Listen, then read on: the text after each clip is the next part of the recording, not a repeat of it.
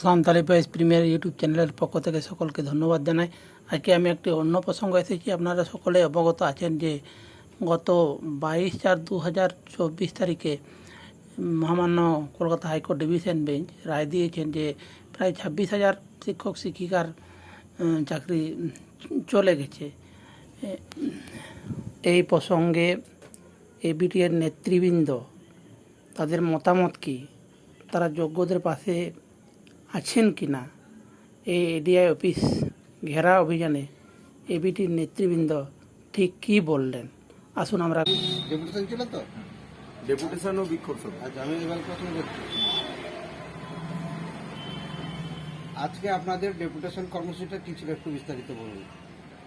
সবাই অবগত আছেন, সারা রাজ্যের মানুষ জানে যে শিক্ষাক্ষেত্রে এক নতুন করে জটিল পরিস্থিতি তৈরি হয়েছে।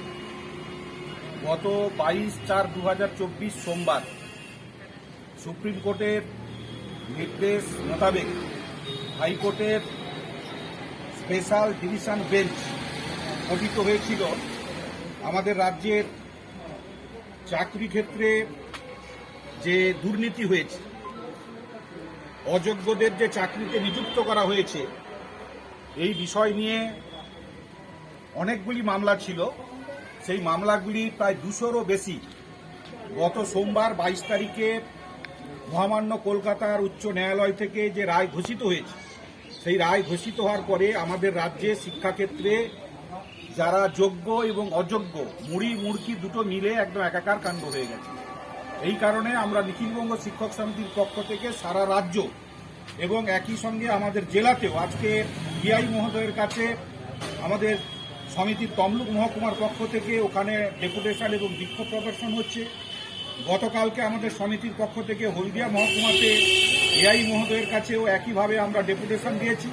আজকে এখানে আমরা কাঁথি মহকুমা এবং এগরা মহকুমা নিখিলবঙ্গ শিক্ষক সমিতির শিক্ষক শিক্ষিকা শিক্ষাকর্মীগণ এইরকম এক উদ্ভূত পরিস্থিতিতে আমরা মহামান্য এডিআই কাঁথি অবর বিদ্যালয় পরিদর্শক অতিরিক্ত মহাশয়ের মাধ্যমে আমরা রাজ্য সরকারের কাছে বিদ্যালয়গুলিতে যে জটিল পরিস্থিতি তৈরি হয়েছে দ্রুততার সঙ্গে যাতে তা নিরসন হয়, আমরা এডিআইয়ের মাধ্যমে দাবিগুলো আমরা সরকারের কাছে প্রেরণ করতে চেয়েছি। এই কারণে আমাদের আজকের এই ডেপুটেশন। ডেপুটেশনের নেতৃত্ব কে কে দিচ্ছেন নামগুলো যদি। ডেপুটেশনে আমি নিখিলবঙ্গ শিক্ষক সমিতির পূর্ব মেদিনীপুর জেলা শাখার সভাপতি রয়েছেন, আমাদের জেলা শাখার কোষাধ্যক্ষ এবং কাঁথি মহকুমা সম্পাদক দীপক প্রধান। এখানে উপস্থিত আছেন আমাদের জেলা সম্পাদক মণ্ডলীর অন্যতম সদস্য সহ সভাপতি এবং এগরা মহকুমা সম্পাদক অসীম কুমার প্রধান। উপস্থিত আছেন আমাদের জেলা সম্পাদক মণ্ডলীর অন্যতম নেতৃত্ব সুশান্ত কুমার ঘোষ। এছাড়াও আমাদের এগরা মহকুমা এবং কাঁথি মহকুমার আরও অনেক নেতৃত্ব এখানে উপস্থিত রয়েছেন। আজকে ডেপুটেশনের দাবিগুলি কি কি ছিল একটু যদি বলেন। আজকে ডেপুটেশনের দাবিগুলি যা ছিল, মুখ্য যা আমাদের কয়েকটি দাবি আছে, সেই দাবিগুলি হচ্ছে, 1 নম্বর হচ্ছে 2016 সালের প্যানেলে যে সমস্ত যোগ্য শিক্ষক শিক্ষাকর্মী আছেন তাদের সসম্মানে পুনর্বহাল ও নিরবিচ্ছিন্ন কার্যকালে দ্রুত ব্যবস্থা করতে হবে। 2, দ্রুততার সাথে অযোগ্য শিক্ষক শিক্ষাকর্মীদের চিহ্নিত করে তাদের পদে যোগ্য শিক্ষক শিক্ষাকর্মী স্বচ্ছতার সঙ্গে নিয়োগের ব্যবস্থা করতে হবে। 1100 দিনের বেশি সময় ধরে রাস্তায় যে সমস্ত যোগ্য চাকুরিজীবীরা বসে আছেন, প্রার্থীরা বসে আছেন, তাদেরকে দ্রুত নিয়োগের ব্যবস্থা করতে হবে। শিক্ষক শিক্ষাকর্মী নিয়োগ দুর্নীতির সাথে যুক্ত সকলের দৃষ্টান্তমূলক শাস্তির ব্যবস্থা করতে হবে। অবিলম্বে বিদ্যালয় এবং মাদ্রাসাগুলিতে স্বচ্ছতার সাথে শিক্ষক শিক্ষাকর্মী নিয়োগের ব্যবস্থা করতে হবে। ইনকিলাব জিন্দাবাদ, নিখিলবঙ্গ শিক্ষক সমিতি জিন্দাবাদ, শিক্ষক সমিতি শিক্ষার স্বার্থে লড়বে, শিক্ষক সমিতি শিক্ষার বেসরকারীকরণের বিরুদ্ধে লড়বে।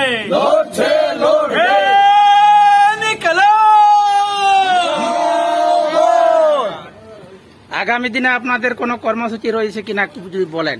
আগামী দিনের কর্মসূচি বলতে একটাই কথা, দড়ি ধরে মারো টান, রাজা হবে খান খান। বেকার ছেলে মেয়েদের কি, যারা চাকরি হারিয়েছে তাদের একটু মেসেজ দেন, কি মেসেজ দিতে চান? সমিতি যারা চাকুরি হারা অর্থাৎ যারা স্বচ্ছতার মাধ্যমে নিযুক্ত হয়েছিল, সমিতি তাদের পাশে আছে। আজকে রাজ্যের সাধারণ সম্পাদক বিবৃতি দিয়ে জানিয়েছেন আমরা সমিতিগতভাবে তাদের পাশে আছি। সুপ্রিম কোর্টে আমরা আমাদের সমিতির খরচে যাচ্ছি, কোনো যারা বঞ্চিত হয়েছে তাদের কাছ থেকে কোনো অর্থ সংগৃহীত হবে না। সমিতির যে অর্থ, সমিতির অর্থ দিয়েই আমরা সুপ্রিম কোর্টে যাচ্ছি। যারা আমার ভিডিও পছন্দ করছেন, লাইক, শেয়ার, কমেন্ট আর হ্যাঁ, সাবস্ক্রাইব দিতে ভুলবেন না।